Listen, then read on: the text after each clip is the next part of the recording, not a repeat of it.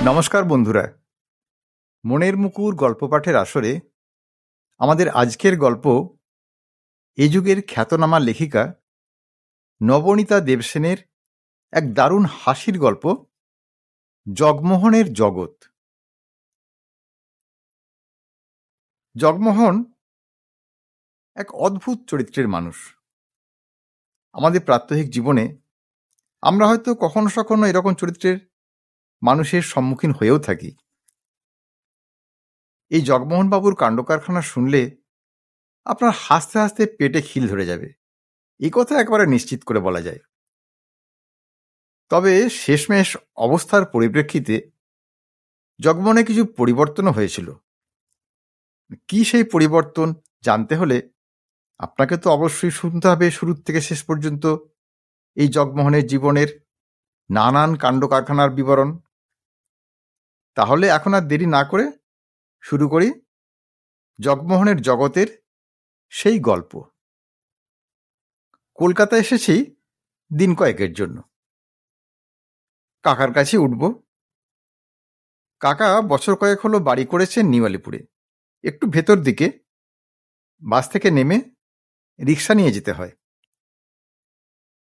দুপুর নাগাদ কাকার বাড়ির কাছে পৌঁছে দেখি বাড়ির সামনে মস্ত জটলা। আফটারনুনে রিটায়ার্ড রিক্সাওয়ালা, বাক্স হাতে নাপিত, চাবির গুচ্ছ হাতে চাবিওয়ালা, ছোট খুকির হাত ধরে বিস্ফারিত নেত্র অন্ধ ভিক্ষেওয়ালা এবং অগুন্তি ঝাড়া হাত পা ভিড়কর্নেওয়ালা রাস্তার মাঝখানে দাঁড়িয়ে এই দুপুর রোদে ঊর্ধ্বমুখী তপস্যা করছে। কারুর মুখে কোনো রা নেই। ব্যাপারটা কি?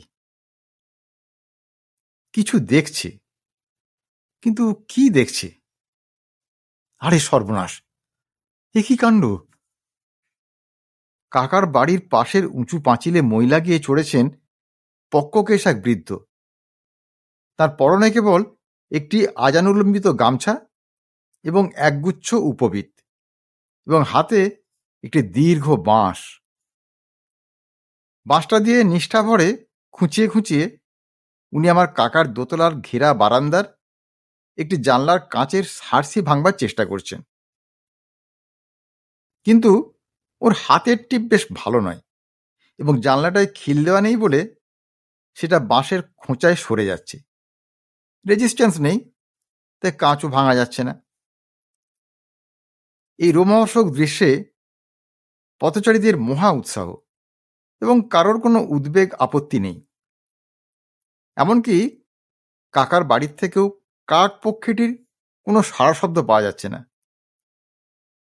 এই মহতী জনসভা ও তার সভাপতিকে দেখে বেশি কিছু ভাববার আগেই আমি শুনতে পেলুম রিকশায় বসে বসেই আমি বিকট চেঁচাচ্ছি, ও কাকা, ও কাকিমা, তোমরা কি সব মরে গেছো নাকি? এই লোকটা যে তোমাদের জানলা দরজা সব ভেঙে ফেললে। প্রায় সঙ্গে সঙ্গেই দোতলার বারান্দায় দৌড়ে এলেন কাকিমা। ময়দা মাখছিলেন। দুহাতে ভিজে ময়দার তাল, আর দু চোখে বিশ্বের বিস্ময়। বেরিয়েই কাকিমা ফ্রিজ শট।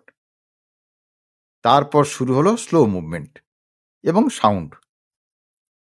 প্রথমে সস্নেহে, খোকা এসে গেছিস, আয় বাবা ভেতর আয়। তারপর বজ্র নির্ঘোষে, বলি, ও জগমোহন বাবু, ওটা কি হচ্ছে রে শুনি? বাসটা ফেলে দিন, ফেলে দিন বলছি। কাকিমার বাজখাঁই আওয়াজে কেঁপে উঠে জগমোহনবাবু পাঁচিলের ওপর থেকে পড়তে পড়তে বাঁশের সাহায্যে অতি চমৎকারভাবে ভারসাম্য সামলে নিলেন। দর্শকদের মধ্যে বাহ বাহ এই শব্দটা শোনা না গেলেও অনুরূপ ভাবখানা ফুটে উঠল। রাস্তায় যারা দড়ি হাঁটার খেল দেখায় তাদেরও লজ্জা দিত জগমোহনবাবুর ওই চকিত চমকিত পটুত্ব। জবাব না দিয়ে উনি বেশ আস্থার সঙ্গে পুনরপি সকর্মে মনোনিবেশ করলেন। কাকিমা এবার ধমক লাগালো, নামুন বলছি, এক্ষুনি নামুন পাঁচিল থেকে, পড়ে যাবেন যে, বাসটা ফেলে দিন। জগমোহনবাবু মূর্তিমান বিদ্রোহ, বাঁশও ফেলেন না, আর নামারও নাম নেই। তবে রে, দাঁড়ান তো, দেখাচ্ছি মজা। কাকিমা সবেগে ঘরে ঢোকেন এবং ময়দার তাল রেখে দিয়ে যুদ্ধক্ষেত্রে প্রত্যাবর্তন করেন। এবার বারান্দার থেকে ঝুঁকে পড়ে বাঁশের ডগাটা চেপে ধরে ফেলেন। বাঁশ ধরে টানাটানি শুরু হলেই পাঁচিলে দাঁড়ানো জগমোহন বাঁশটি ছেড়ে দেওয়ায় মনস্থ করেন এবং হাঁকেন, হরি, ও হরি। অমনি জটলার থেকে একটি হাফ প্যান্ট পরা কিশোর ছিটকে চলে আসে পাঁচিলের সামনে। জগমোহন এবার হাঁকেন, মই, মই কোথায় রে? ছেলেটা গিয়ে মই চেপে ধরে। বীর পদক্ষেপে জগমোহন নামেন। নেমেই বলেন, ও কাঁচ আমি ভেঙে দেবই। ডান হাতে ঘুষি পাকানো। ঘুষির বদলে চোখ পাকিয়ে বাঁশটা তুলে নিতে নিতে কাকিমা বললেন, ভেঙে দেখুন না একবার, অন্যের প্রপার্টি আপনি ভাঙলেই হলো। বলি, বাঁশটা নিয়ে নিচ্ছেন যে, বাঁশটা কি আপনার প্রপার্টি নাকি? যারই হোক, এটাতে আমার কাঁচ ভাঙা হচ্ছিল, এটা আপনার জরিমানা। জরিমানা মানে? কাঁচ তো ভাঙেনি, ভাঙলেও জরিমানা নেই, ওটা ভাঙা আমার রাইট। এবার কাকিমার আত্মবিশ্বাস টলে যায়। অন্যের কাঁচ ভাঙা আপনার রাইট? বলি, মাসটা কি খেয়াল আছে কিছু? কেন, মাসে কি হবে? হবে হবে। কি মাস এটা? মার্চ মাস বোধ হয়, না রে খোকা? না না, মার্চ ফার্চ নয়, বাংলায় বলুন, কোন মাস? চৈত্র। তবে জেনে শুনে চৈত মাসে আপনি জানলা খুলে রাখবেন, আর আমার ভাঙবার রাইট নেই? কেন, চৈত মাসে জানলা খোলা যাবে না? কোন পঞ্জিকায় এমন বিধান আছে শুনি? হ্যাঁ, রসিকতা ছাড়ুন, বলুন দেখি, চৈত মাসে কি হয়? এবার কাকিমা স্পষ্টত মুশকিলে পড়েন। চৈত্র মাসে তো কত কি হয়। কি হয়? মেলা, চড়ক, গাজন, নীলের উপোস, গোষ্ঠ, বর্ষশেষ উৎসব, রবীন্দ্র জয়ন্তী, কখনো কখনো দোলও হয়। জগমোহনবাবু কেবলই মাথা নাড়েন। শেষে বলেন, আপনার মাথা আর মুন্ডু। চৈত মাসে কালবৈশাখী হয়, আর কালবৈশাখী হলেই আপনার ওই জানলার কাঁচগুলো সব ভেঙে ভেঙে আমার প্রপার্টিতে পড়বে, আর আমরা আনপ্রিপেয়ার্ড ইনোসেন্টলি ওই ভাঙা সারসির টুকরোই পা দিয়ে ফেলে রক্তগঙ্গা হব।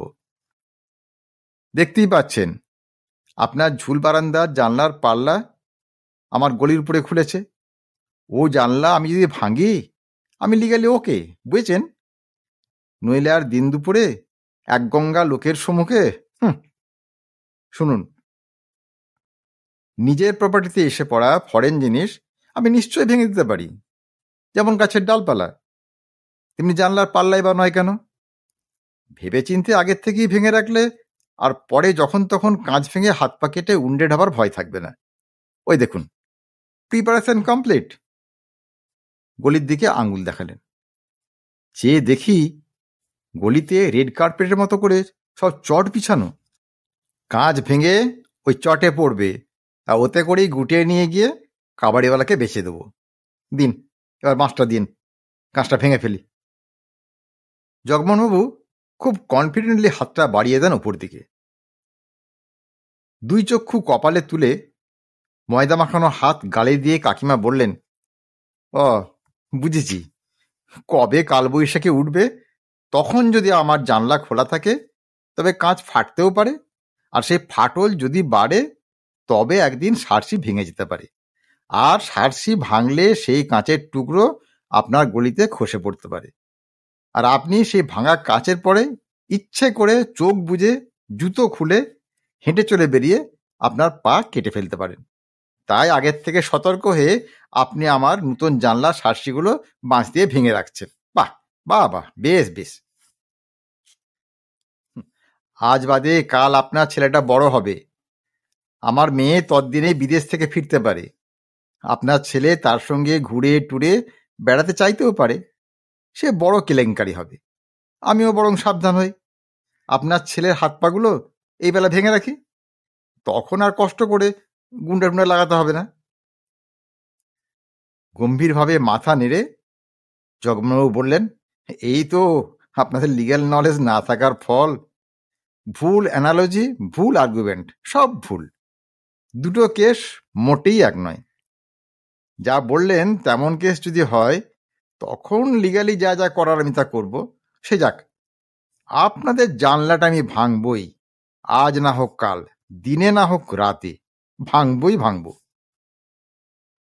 বলেই গটমট করে বাড়িতে ঢুকে গেলেন জগমোহনবাবু। এতক্ষণ মই ঘাড়ে হরি অপেক্ষা করছিল, পেছু পেছু সেও ঢুকল।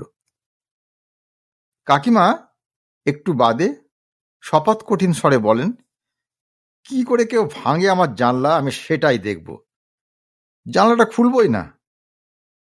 আশ্চর্য, ও বাড়ির জানলা থেকে জবাব চলে এলো চটপট, জানলা যদি নাই খোলে কেউ, তবে আমি বা ভাঙবো কেন? আমার প্রপার্টির উপরে ইনফ্রিজমেন্ট না হলে তো লিগালি আমি অন্যের জানলা ভাঙতে পারি না। জগমোহনবাবুর পেছনে হরিও উঁকি মারছে। লিগালি কখনো কেউই কারুর জানলা ভাঙতে পারে না। এতক্ষণে আমি আসরে নামি, আপনি তখন থেকে যা তা বলে যাচ্ছেন। আরে পারে মশাই, পারে। ওসব আপনি বুঝবেন না, বড় জটিল তত্ত্ব। Legal sense is not common sense, বুঝলেন? তারপর কাকিমার দিকে আঙুল দেখিয়ে বললেন, হ্যাঁ, উনি তো আরোই বুঝবেন না। এটি ঘোর অশিক্ষিত মূর্খ স্ত্রীলোক বই তো নন। মুহূর্তের মধ্যে পিছন ফিরে দৌড়ে জানলার থেকে অন্তরিত হন জগমোহনবাবু। চট করে কাকিমাকে মন্দ কথাটি বলে দিই, আর হরিও তার পিছন পিছন দৌড়ে। জানলা ফাঁকা, কেবল একটি সেক্রেটারির টেবিল পড়ে আছে। এবার আমি ভয়ানক রেগে উঠি, বেটা কাপুরুষ। কাকিমা কিন্তু রাগেন না, হেসে ফেলেন এবং আমাকে টেনে ঘরে নিয়ে যান। দূর দূর, ও পাগলের সঙ্গে কথা বলে কি হবে খোকা? ওটা কি মানুষ নাকি? তবে জানলাটা সত্যি সামলে সামলে খুলতে হবে। পাগলাকে কোনো বিশ্বাস নেই, তুই না এসে পড়লে হয়তো আজই ভেঙে দিত। পাগলা মানে? এদিকে আইন বুদ্ধিটা তো টনটনে, সে আনা পাগল। পাড়ার ছেলেরা ওকে পাগলা জগাই বলে খেপায়, আর ও তখন ছাতাটা তুলে ওদের মারতে ছোটে। কাকা স্নান করে বেরিয়েছেন, ব্যাপার বুঝে নিয়ে বললেন, লোকটা কিন্তু সত্যি সত্যি উকিল। রিক্সাওয়ালা, ফেরিওয়ালা, ইটপাতা নাপিত, ওদের কি সব লাইসেন্স টাইসেন্স করিয়ে দেয় কোর্ট থেকে। ওরা তো ওকে উকিলবাবু বলেই ডাকে। ও দিব্যি ফ্রি চুলদারি কাটিয়ে নেয়, বাসস্টপ থেকে বাড়ি অবধি ফ্রি রিক্সা চেপে আসে। একটা ইম্পসিবল ক্যারেক্টার। ওই জগমোহনবাবুর কাণ্ড কারখানা চোখে না দেখলে কেউ বিশ্বাস করবে না রে খোকা। এই নিউ আলিপুর তল্লাটে ওরকম গামছা পরা বাড়িওয়ালা, ফুটপাতের উকিল তুই আর দুটি দেখতে পাবি না। সারা দিন কেবল জগমোহনবাবুর কীর্তিকলা শুনতে শুনতেই কেটে গেল। সত্যি সেলুকার সাহেবের সঙ্গে আলাপ করিয়ে দেবার মতন বৈচিত্র্যপূর্ণ ব্যক্তি। আমার কাকা মোটেই পরচর্চা করার টাইপ নন, কথায় বলেন তিনি খুব সামান্য। সেই কাকাই শুরু করলেন জগমোহন প্রসঙ্গ। এই ফাঁকা প্লটটায় বাড়ি করা অবধি জগমোহনবাবু আমাদের পাড়াশুদ্ধ প্রত্যেকের পেছনে উড়ি বেড়ি দিয়ে লেগেছেন। কেবল কি আমার সঙ্গেই? মোটেই না। ডাইনে বাঁয়ে সামনে পেছনে যে যেদিকে আছে প্রত্যেকের সঙ্গে ওর ঝগড়া। ওর সরু লম্বাটে এক চিলতে জমি পড়েছে মাঝখানে, এটারে পাশাপাশি আমরা দু বাড়ি, আমি আর ডক্টর ধর। ওপাশে সামনের দিকে ছোট প্লটে সেনগুপ্তরা, আর পেছন দিকের বড় প্লটে ওই 10 তলা বাড়ি উঠেছে। আর ওর পেছনে পুরো উত্তর দিকটা জুড়ে আছেন হৈমন্তী দেবী, ওই তোদের ফিল্ম স্টার। জগাই প্রত্যেকটি বাড়ির সঙ্গে কিছু না কিছু বাঁধিয়ে রেখেছে। তুই আজ সচক্ষে দেখলি তাই, নইলে আমি যদি থানায় ফোন করে বলি বেলা 12টার সময়ে পাঁচিলে চড়ে বুড়ো জগমোহনবাবু বাঁশিয়ে খুঁচিয়ে ইচ্ছে করে আমার জানলার সার্সি ভাঙছেন, তুই কি মনে করিস যে পুলিশ আসবে? ওর ওটাই মজা। এমন সব কাণ্ড করে চোখে না দেখলে কানে শুনে কারুর বিশ্বাসই হবে না। তোর কাকে জিজ্ঞেস কর, ও সব বলবে। কাকিমা বললেন, কত বলবো, কত শুনবি, কোনটা দিয়ে শুরু করব? এই ধর না, সেদিন সেনগুপ্তের মেয়ের বিয়ের ঘটনায় গায়ে হলুদ হচ্ছে, ছাদে মেয়েরা সবাই গেছি, কোথায় যেন ক্যাচর ক্যাচর করে একটা শব্দ হচ্ছে অনেকক্ষণ ধরে। কিসের শব্দ, কিসের শব্দ? শেষে দেখা গেল জগাই এই ঠিক আজকের মতো মই নিয়ে পাঁচিলে চড়েছে, চড়ে একটা কাটারি দিয়ে সেনগুপ্তের মেলাপের বাঁশের ডগাগুলো কুপিয়ে কুপিয়ে কাটছে। সেনগুপ্ত ছুটে গেল, ও কি মশাই, ও কি মশাই, কি করছেন? জগা বললে, ওইসব বাঁশের ডগারা কেন ইল্লিগালি জগার বাড়ির গলির মধ্যে বেরিয়ে রয়েছে, সেনগুপ্তের বাড়ির সীমানা পেরিয়ে। জগা তার গলির সীমানার মধ্যে অন্যের বাঁশের খোঁচা বেরোনো কখনই সহ্য করবে না, তাই বাঁশের এই বেআইনি ডগাগুলোকে সে কেটে কুটে প্লেন করে লিগ্যাল করে দিচ্ছে। খানিকটা করে বাঁশ যেই কেটে ফেলে, অমনি টুকরোটার সঙ্গে হাতের কাটারিখানা খসে পড়ে গলিতে। জগা নিজেও প্রায় পড়ো পড়ো হয়, কিন্তু বুড়োর ব্যালেন্স কি, ম্যারাপটা ধরেই সামলে নিচ্ছে। আর গলির ভেতরে নিরাপদ দূরত্বে মুন্ডুটি বাঁচিয়ে দাঁড়িয়ে আছে রামভক্ত হনুমানের মতো ওই হরি, জগার একমাত্র পুত্র। পড়ে যাওয়া কাটারিটা খুব ভক্তিভরে বাপের হাতে তুলে তুলে দিচ্ছে। কাটারিটা ভোঁতা হয়ে যেতেই রান্নাঘর থেকে মায়ের আঁশবড়িটা এক ছুট্টে এনে দিলে। ওহ, সেদিন জগাইকে থামানো না গেলে কি সর্বনাশী যে হতে যাচ্ছিল একবার ভেবে দেখ। এভাবে বাঁশ ছেঁটে দিয়ে প্যান্ডেলে পুরো ব্যালেন্স আপসেট হয়ে যাচ্ছিল, বেশ কিছু দড়িদারাও খুলে গেছিল, সব বাঁধন টাধন আলগা হয়ে কি বিশ্রী ব্যাপার। আরেকটু হলেই প্যান্ডেলটা ভেঙে পড়তো লোকজনের মাথার উপরে, আলো পাখা টাকা শুদ্ধ। তাহলে তুই ভেবে দেখ কি কেলেঙ্কারিটা হতে যাচ্ছিল। আমারই তো কান্না পেয়ে গেছিল সেনগুপ্তের অবস্থা দেখে। দমকল ডাকবে না পুলিশ ডাকবে ভেবেই পাচ্ছে না, কি উপায় জগাকে আটকাবে। কাকা বললেন, জগা যা করে সব সে আইন বাঁচিয়ে করে। একটা উকিল হয়েছিল যেন কেবল এইসব বেয়াক্কেলে বজ্জাতি করবার জন্য। উফ, পাড়ার লোকের হাড়ে সব দুব্য গজিয়ে দিলে। আমি ব্যস্ত হয়ে পড়ি। তারপর তারপর তারপর শেষ পর্যন্ত তাহলে কেমন করে থামানো হলো ওকে? কেমন করে আবার? পাড়ার ছেলেরা মার মার শব্দে তেড়ে এলো যে হকি স্টিক নিয়ে, তক্ষুনি বাঁশ কাটা বন্ধ হয়ে গেল। আর সেই থেকেই সেনগুপ্তের সঙ্গে আর মুখ দেখা দেখি নেই বলে কাকা চুরুট বের করলেন। কাকিমা বললেন, মুখ দেখা দেখি কার সঙ্গী বা আছে, ওপাশের ওই হৈমন্তী ব্যাপারটা বলো তোমাকে। কাকা তখন চুরুট ধরাতে ব্যস্ত ছিলেন, বললেন, তুমিই বলো। ওই হৈমন্তীদের সঙ্গে আর এক কাণ্ড। কাকিমা মহোৎসাহে শুরু করলেন, হৈমন্তী তো ফিল্ম স্টার, গর্বে তার মাটিতে পা পড়ে না। পাড়ার সব যেন লোক না পোক, কারোর সঙ্গেই যাতায়াত নেই। বাড়িটা মস্ত কম্পাউন্ডে ঘেরা, আর কম্পাউন্ডের চারিদিকে উঁচু পাঁচিল, পাঁচিলে মাথার উপর তারের জাল, আর সেই জালের গায়ে খুব সুন্দর কি একটা স্পেশাল ফুলের লতা লাগানো, যেমনি সুন্দর দেখতে তেমনি মিষ্টি তার গন্ধ। হৈমন্তীদের বাড়িটাকে পুরো যেন বোরখা পরিয়ে রাখে ওই লতার বেড়ায়। ডক্টর ধরের বাড়ির গায়েও ওই কমন উত্তরের পাঁচিল পড়ে, জগার বাড়ির গায়েও। ধর সাহেবরা তো সব সময় ফুলের গন্ধের কথাই বলেন। বিদেশে একটা রেয়ার ফুল, ফোকটে দিব্যি গন্ধটা এনজয় করতে পারছি। আমার হিংসেই হয় মাঝে মাঝে। হঠাৎ হলো কি, হৈমন্তীর মালি দেখে জগার বাড়ির গায়ে লতাটা কেবলই ঝামড়ে পড়ছে, শুকিয়ে যাচ্ছে। ফুল শুদ্ধ লতা মরে মরে যাচ্ছে। শুকোতে শুকোতে ওইদিকের পাঁচিলের গা থেকে লতা খসে পড়তে লাগলো। হৈমন্তীদের বাড়ির আব্রু গেল ঘুচে, বাগানের পাটি ফাটি সব দেখা যায় জালের ফাঁক থেকে। গাছে পোকা ধরলো না কি যে হলো, মালি আর কিছুতেই বের করতে পারছে না। হৈমন্তী তো মালির উপরে খাপ্পা, তার বাড়ির কোনো প্রিভেসি থাকছে না। ফিল্ম আর্টিস্টের রহস্যময়তা নষ্ট হয়ে গেলে তারা রইল কি? কাকা ফোড়ন কাটে। এদিকে জগার বউয়ের খুব মজা।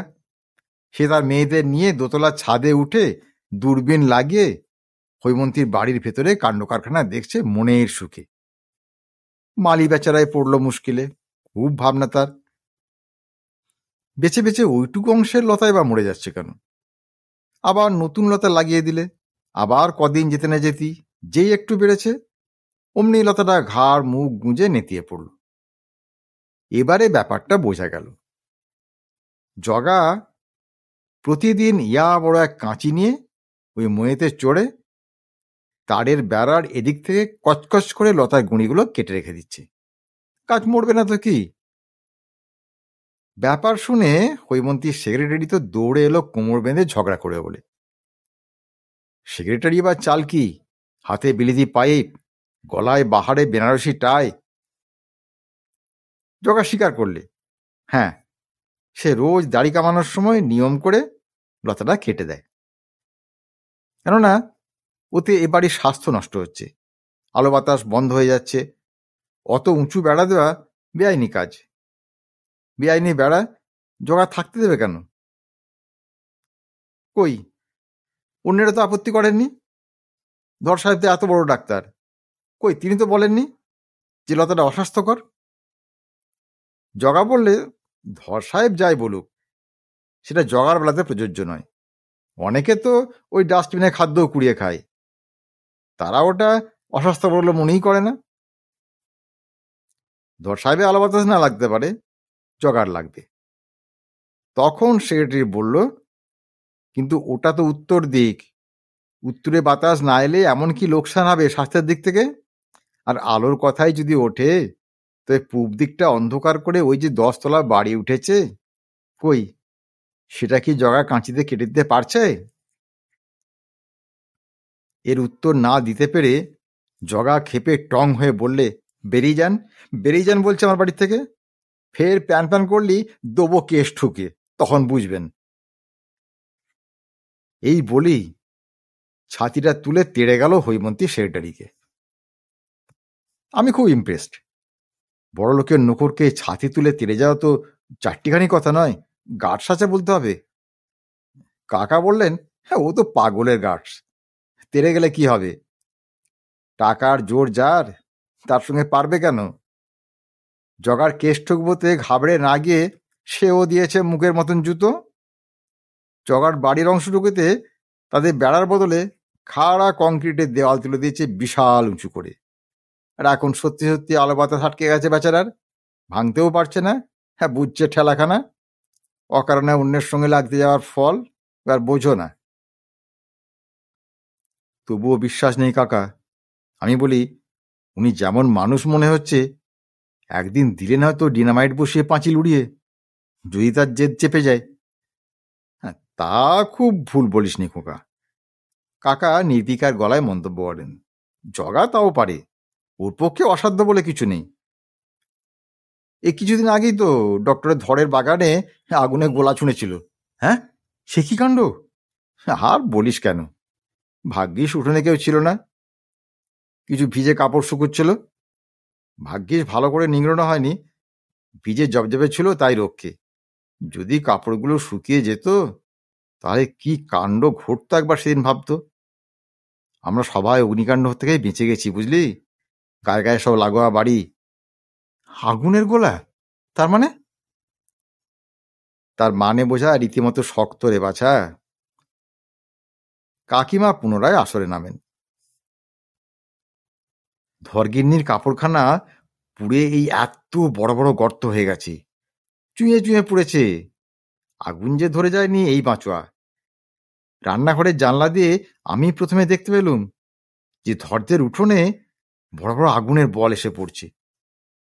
চেঁচামেচি করতেই ধরগিন্নি বারান্দায় বেরিয়ে দেখলেন জগা তার বাড়ির গলিতে দাঁড়িয়ে শুকনো পাতা কুড়িয়ে কুড়িয়ে গোল্লা পাকাচ্ছে, আর তারপর তাতে আগুন ধরিয়ে দেওয়াল টপকে এদিকে ছুঁড়ছে। ধরগিন্নি বললে, এ কি কাণ্ড, এ কি হচ্ছে, এ কি সর্বনেশী আর কি? ইয়ার কি কে বললে? আপনাদের গাছের পাতা ঝরে ঝরে আমার ঘরদোর নোংরা করছে, তাই আপনার সাধের গাছের পাতা আবার আপনাকেই ফিরিয়ে দিচ্ছি। হ্যাঁ তা দিন, তা আগুনটা কেন? ওটা একটু দৃষ্টি আকর্ষণের জন্য, এক্সট্রা আর কি। গাছটা এদিক থেকে আমি তো আর কেটে ফেলতে পারবো না, ওটা আপনাকেই কাটতে হবে। ধর্গিনী বললেন, আমি কখনো গাছ কাটবো না। তখন জগা বলল, অবিলম্বে কাটুন। না যদি কেটেছেন আর পাতা যদি আরো পড়েছে, তবে কিন্তু আমি ফের পাতার ডালা পাকিয়ে ছুড়ব। এবারে কিন্তু বিকেলের দিকে, ঠিক যখন এই কাঁচা কাপড়গুলো শুকিয়ে যাবে। বাপরে বাপ, কি লোক! আমি না বলে পারি না। তা ডক্টর ধর কি করলেন? করবেন আর কি, গাছটা সত্যি সত্যি কাটিয়ে ফেললেন। বলা তো যায় না, আগুন লাগিয়ে দিতে কতক্ষণ। যা ডেঞ্জারাস ব্যক্তিটি! আর সেই থেকে ধরদের সঙ্গেও আদায় কাঁচ ফলায়। কিন্তু ও যা চায় তাই পেয়ে যাবে ওই কুচক্রিয়ার পাগলাটে বলে। কোথায় আর পাচ্ছে বল? ওই তো হৈমন্তী মুখের উপর 1.5 তলা দেয়াল তুলে দিলে, একেবারে আলো বাতাস আটকে। আমরাও কি আর গ্যারেজটা তুলিনি? তার মানে যখন গ্যারেজটা বানানো হচ্ছে, মানে তোর কাকার তো আর আগে গাড়ি ছিল না, কাকিমা শুরু করলেন। এখন গাড়িটা কিনেছেন, তো গ্যারেজে তৈরি করাতে হলো। ওমা, রাজমিস্ত্রিরা এসে আমাকে বলল, এক বাবু কাম সব গড়বড় কর দেতা হ্যায় মাইজি, বহুত হুল্লা গুল্লা করতা, কাম করনে নেই দেতা। কি ব্যাপার? গিয়ে দেখি দু হাতে কোমরে গামছাটি চেপে ধরে জগায় ছুটে পালাচ্ছে। সদ্য গড়া দেওয়ালটুকু সব লন্ডভন্ড ভাঙা, ইট সিমেন্ট সব ছকুট্টে পড়ে আছে। দেখে তোমার মাথা গেল গরম হয়ে। এত বড় আসপদ্দা, আমার বাড়িতে ঢুকে আমার দেয়াল ভেঙে দেয়া, এ আবার কোন আইনে চলে? আমি তোর কাকাকে গিয়ে বললুম। কাকাও তেমনি। তিনি জগাকে গিয়ে বললেন, কি মশাই, আপনি নাকি আমার গ্যারেজের দেয়াল ভেঙে দিয়ে পালিয়ে এসছেন? পালাবো কি জন্যে? দেখতেই তো পাচ্ছেন আমি নিজের বাড়িতে বসে রয়েছি। আমার গ্যারেজ ভেঙে দিয়ে এসছেন কিনা সেটা বলুন। তা দিয়েছি। কেন বলতে পারেন? কেন, ওটা ইলিগাল কনস্ট্রাকশন। কর্পোরেশনকে খবরটা দিলে ওরা এসে ভেঙে দেবে। আমি বরং আপনার পয়সা বাঁচাতে আগেই ভেঙে দিচ্ছিলাম। আপনার মাথা, আপনার আইনের নিকুচি করেছে মশাই। নিজের তো আর গ্যারেজ করেননি, তাই ওই আইনগুলো আপনার জানা নেই। ও, খুনের সাজা কি তা জানতে নিজে খুন করবার দরকার হয় নাকি? আরে থামুন মশাই, কবে আইন পড়েছিলেন সব ভুলে মেরে দিয়েছেন। পড়ুন গে আপনার লয়ের ওই টেক্সট বইগুলো আর একবার করে। আইনে বলে আমার বাড়িতে আমি 11 ফুট পর্যন্ত উঁচু গ্যারেজ করতে পারি, বুঝলেন? যা পারি তাই করছি, করবো। আর বেশি ঝঞ্ঝাট করলে পুলিশ ডাকবো। নিজের বুকে টোকা মেরে জগা বললে, পুলিশ? সেও এই আইনেরই চাকর, বুঝেছেন? পরদিন জগা একটা টিনের চেয়ার পেতে ওর দিকের গলিতে এসে বসলো। হাতে একটা অ্যালুমিনিয়ামের গজফিতের কৌটো, যেন আমাদের কনস্ট্রাকশন সুপারভাইজার। মিস্ত্রিরা দেওয়াল গাঁথে, আর মাঝে মাঝে রক্কো বলে লাফিয়ে এসে পিড়িং পিড়িং করে কৌটোর থেকে স্প্রিংয়ের গজফিতে বের করে জগা এসে হাইট মাপে। 11 ফুট হতে না হতেই ব্যাস ব্যাস ব্যাস, স্টপ স্টপ করে সে কি চেঁচামেচি! কাকা এবার যোগ দিলেন। আরে শুধু কি তাই, ওই দেওয়ালটুকু তুলতে আমার ডবল খরচা করিয়ে দিয়েছে। জগার জন্য মিস্ত্রিরা 2 দিনের কাজ 4 দিনে করে ডবল ডোজ নিয়েছে, বুঝলি? ওরা কাজ করবে কি? পাঁচিলের ওপাশে জগা ওত পেতে বসে আছে চেয়ার পেতে। গলিতে যেই একটু বালি সিমেন্ট ঝরে পড়ছে, অমনি জগা চেঁচাচ্ছে, এই যাও এই যাও, ইধার আভি ময়লা সাফ করো, আমার গলি নোংরা হচ্ছে। মিস্ত্রিরা যত বলে, এখন একটু অমন পড়বেই, দিনের শেষে গিয়ে একসঙ্গে সব ধুয়ে মুছে দিয়ে আসবো। না, তার চলবে না। জগা করলো কি, হোল ডে চেয়ার পেতে বসে দেয়াল মাপছে আর এইও করে চুনসুরকি তোলাচ্ছে ওর গলির থেকে। সে কি অত্যাচার, তোকে কি বলবো। কাকার মতো স্বল্পভাষী মানুষের মুখে এত কথা শুনে সত্যি সত্যি অবাক লাগছিল। কতটা তিতিবিরক্ত করলে তবে মানুষকে এতটা বদলে ফেলা যায়। চায়ের সময় সবাই বারান্দায় বসেছি। জগার বাড়ির দোতলার দিকে চোখ পড়ে গেল। দোতলাটা কেমন যেন অদ্ভুত দেখতে। আধখানা সম্পূর্ণ হয়েছে, আধখানা হয়নি। কেমন খাপছাড়া মতন হয়ে শ্যাওলা ধরে যাচ্ছে। ছাদটাতে বেখাপ্পা অ্যাডভেস্টাস, আধখানা দেওয়ালে ইট বের করা, বাকি আধখানা প্লাস্টার করা। এখানে টিন, ওখানে ত্রিপল দিয়ে জোড়াতালি মারা একটা যেন কিম্ভূত কিমাকার চেহারা। অথচ একতলাটা কিন্তু বেশ সুন্দর। আচ্ছা কাকিমা, অমন তালিতাপ্পা মারা কিম্ভূত চেহারা কেন জগমোহনবাবুর ওই দোতলার? অমন আধখাঁচড়া হয়ে পড়ে রয়েছে কতদিন ধরে। তো ওটা কি উনি আর কমপ্লিট করবেনই না? ছ্যাতলা ধরে যাচ্ছে যে। কাকা কাকিমার একবার চোখাচোখি হলো। কাকা চুপ। কাকিমা ইতস্তত করে বললেন, ও কথা আর বলিস নি, সে এক বৃহৎ কেলেঙ্কারি, বুঝলি। মনে পড়লে রাগও হয়, দুঃখও হয়। আশ্চর্য মানুষ বটে একটা। কাকা আরো ফেটে পড়লেন। ফুল ফ্যামিলিটাকে নষ্ট করছে। কেন কাকা? কেন আমি বলতে পারবো না। আমার ভাবলেই চড়চড় করে প্রেশার চড়ে বসতে থাকে। ও তোর কাকির কাছে শুনিস, বলে কাকা উঠে গেলেন। কাকিমার দিকে প্রশংসক চোখে তাকাতেই কাকিমা শুরু করলেন, সত্যি ব্যাপারটা এমন বৃষ্টি না, তোর কাকা ওই প্রসঙ্গটা সইতেই পারেন না। ওই যে ওপাশে 10তলা বাড়িটা দেখছিস না, যখন ওটা উঠছে, জগমোহনের দোতলাটায় সেই সময় উঠছিল।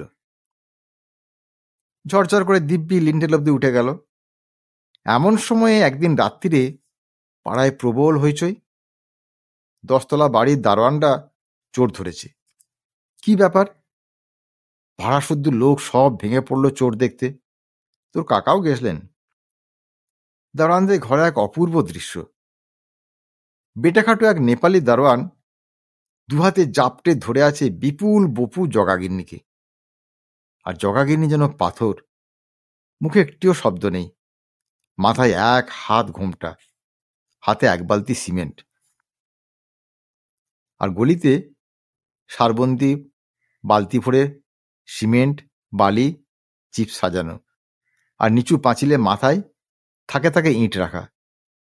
পাঁচিলের ওধারে জগা নিজের উঠোনে দাঁড়িয়ে খুব লম্ফজম্প করছে, পরনে গামছা, হাতে বালতি।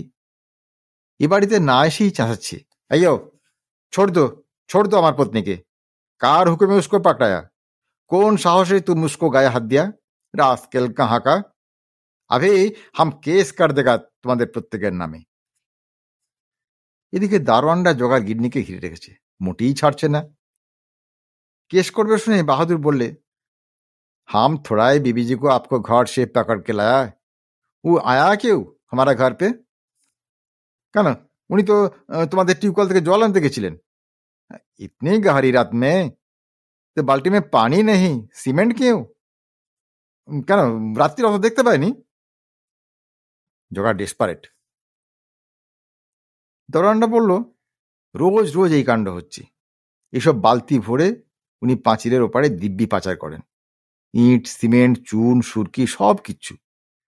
আর ওদিকে লাইন দিয়ে দাঁড়িয়ে থাকে মেয়েরা জগমোহনবাবুর নেতৃত্বে, আর পাঁচিলে উঠে বসে এপার ওপার করে।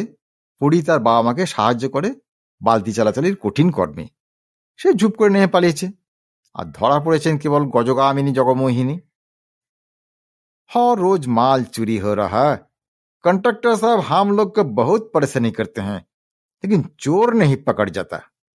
আহ, চুরি কেন হবে, চুরি কেন হবে? জগমোহন হাঁক পাড়ে নিজের বাড়ি থেকে, একে মোটেই চুরি করা বলে না। हाँ, रात में घर का अंदर घुसकर चीज उठा के भागने को क्या कहा जाता है बाबूजी? आओ, एकदम चुप, एकदम चुप। अभी छोड़ दो हमारा वाइफ को, नইলে আমি এক্ষুনি পুলিশ ডাকবো। জগা ভাঙে তো মচকায় না, আর দারোয়ানরা পুলিশ ডাকতে যাবেই। শেষে পাড়ার সবাই মিলে অতি কষ্টে জগার বউকে বাঁচালে। তবে যে কাকা বললেন জগমোহনবাবু সর্বদা আইন বাঁচিয়ে, তা এর বেলায় তো পুরোটাই বেআইনি কর্মটি করলেন। কাকা ইতিমধ্যে ফিরে এসছেন চুরুট ধরিয়ে। হ্যাঁ, বেআইনি হলে কি হবে, হ্যাঁ, বেটা ঘুঘু নিজে ঠিক বেঁচে গেছে। সে তো এপাশে মোটে আসেনি। চুরি করতে নিজে না এসে মোটা বউটাকে পাঠানো কেন? যা বেআইনি কাজ অন্যে করুক, নিজে তো আর মাল সমেত গ্রেপ্তার হয়নি, হয়েছে তার বউ। খুবই চালু লোক, বুঝলি। কি পাজি দেখো। কাকিমা বলেন, বউটাকে জেলে পাঠিয়ে নিচে দোতলা বাড়িতে থাকার মতলব। তা কেন? কাকা বাধা দেন, অত সোজা নয়, বেটা আরো কুটিল। বউকে পাঠানোর মধ্যে তার একটা অনুমান কাজ করছিল। এটা একটা চিরকেলে কৌশল, সে মহাভারতের যুগ থেকেই, সে শিখণ্ডী ট্রিক আর কি। ঠিক ও যেটা আঁচ করেছিল তাই হলো। যে জন্যে ওর মোটা থপথপে বউকে দিয়ে চুরি করানো, চটপটে ছোকরা হরিকে দিয়ে নয়, সেই প্ল্যান ওর ফেল করলো না। বেটা কম চালু। আমরা পাড়ার কর্তা ব্যক্তিরা গিয়ে 10তলা বাড়ির মালিকদের ধরলুম। জগার বউ বেচারি গিন্নি প্যান্নি মানুষ, ছেলেপুলের মা। ওকে ধরে চোর বলে পুলিশে দিলে গোটা পাড়ার পক্ষেই বড় লজ্জার কথা হয়। একটা মিটমাট করে নেওয়াটাই ভালো। তা ভদ্রতাবশত ওরাও সেটা মেনে নিল, প্রতিবেশী বলে কথা। দারোয়ানগুলো হইচই করে গিয়ে জগার বাড়ির থেকে ওদের সিমেন্টের থলে, চুনের কড়া, থাক থাক ইঁট, বস্তা বস্তা বালি সব ফেরত নিয়ে এলো। আর ফলে ওদের সাধের দোতলাটি আর কমপ্লিট হলো না। ওখানেই শেষ। কাকি বললেন, উপসংহারটুকু শোনো। একদিন দেখি দুটো রাজমিস্ত্রি জগার গলায় জগারি ছাতার বাঁটলোটকে টানতে টানতে নিয়ে আসছে। প্রাপ্য শোধ করেনি, বলেছিল টাকার বদলে নাকি সিমেন্টের বস্তা দেবে, তাও দেয়নি। শেষ পর্যন্ত অবশ্য ওরা কিছুই করতে পারলে না, কেবল ওর ছাতাটা কেড়ে নিই ওদের চলে যেতে হলো। যাবার আগে জগাকে রাস্তায় রীতিমতো ছাতা পেটা করে তবে গেল। জগার বউ বারান্দা থেকে চেয়ে চেয়ে দেখলো, বাধা দিল না। রাত্রে খাবার পরে আমরা শোবার উদ্যোগ করছি, এমন সময়ে একটা উত্তেজিত তর্কাতর্কি শোনা গেল সরু মোটা দুরকম গলায়। মনে হলো জগমোহনের বাড়িতেই গোলমালটা চলছে। ওটা কি হচ্ছে কাকা কাকিমা? জগমোহন বাবুদের বাড়িতে মনে হচ্ছে যেন। কাকিমা চুপ করে একটু শুনলেন কান পেতে, তারপর বললেন, আচ্ছা আজ কত তারিখ বল দেখি, মাসের শেষ কি? মার্চ মাস তো প্রায় শেষ হয়ে গেল, আর বাংলায় চৈত্রের মাঝামাঝি। ও মার্চের শেষ তো। কাকিমা উৎসাহের সঙ্গে বলেন, চল খোকা চল, তোকে একটা মজা দেখাচ্ছি, চল। কাকা ব্যস্ত হয়ে আপত্তি করতে থাকেন, না না দেখো, ওসব ঠিক নয়, ওসব ঠিক নয়। তোমার যত সব মেয়েলি বুদ্ধি, খবরদার ওই কুকর্মটি করো না। কিন্তু কাকার কথায় কান না দিয়ে কাকিমা খড়খড়ি ফাঁক করে জল জল করে জগমোহনবাবুর ঘরের দিকে তাকিয়ে রইলেন। আমাকেও ডাকলেন। প্রতিবেশীর পবিত্র কর্তব্য যেমন, আমিও সেই মতো কাকিমার পাশে গিয়ে খড়খড়িতে বাধ্য ছেলের মতো চোখ দিয়ে দেখতে লাগলুম।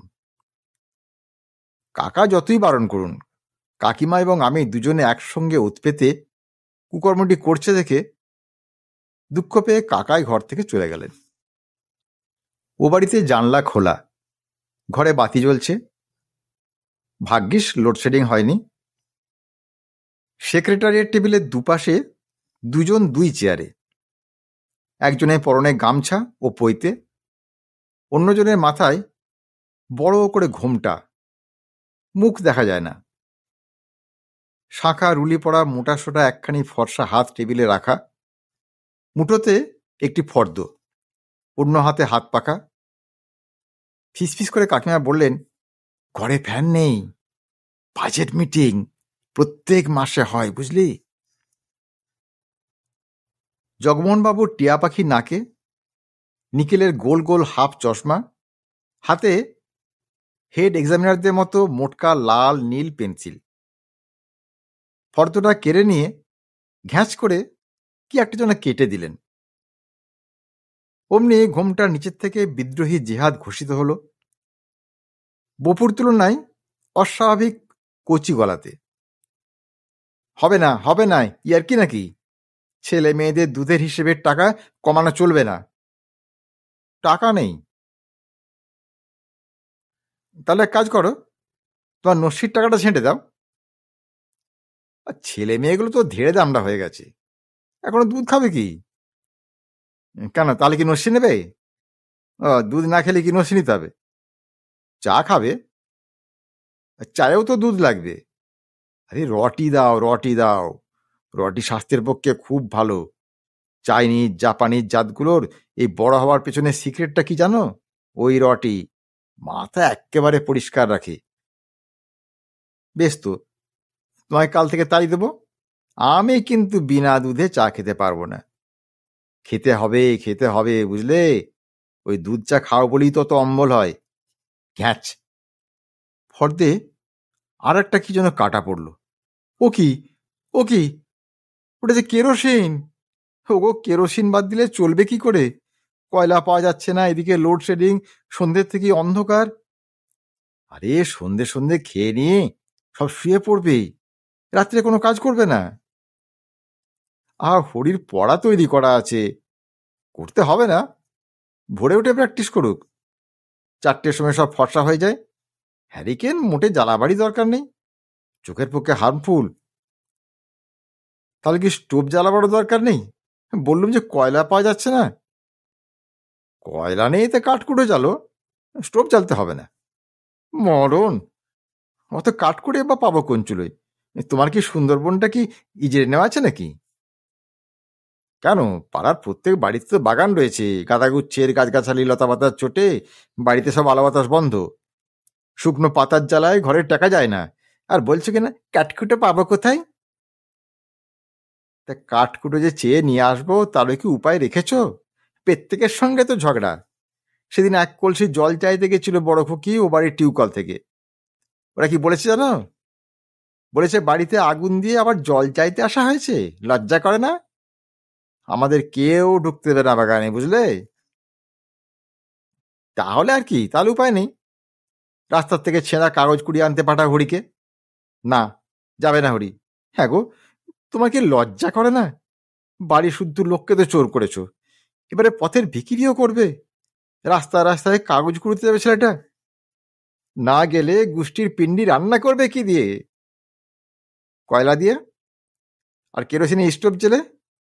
ও টাকা কমানো চলবে না, ও টাকা আমি কিছুতেই কমাতে দেব না। তুমি তো একটা বদ্ধ উন্মাদ।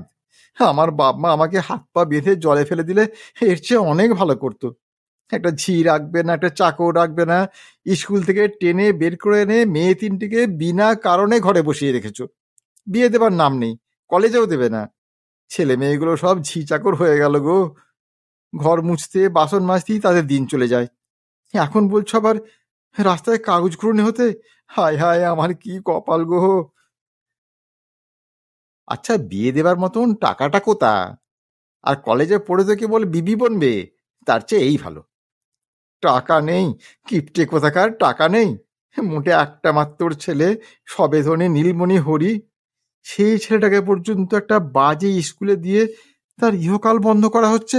আচ্ছা, বাজে কেন হবে? চ্যারিটেবল ইনস্টিটিউশন, অনাথ আতুরদের জন্য তৈরি।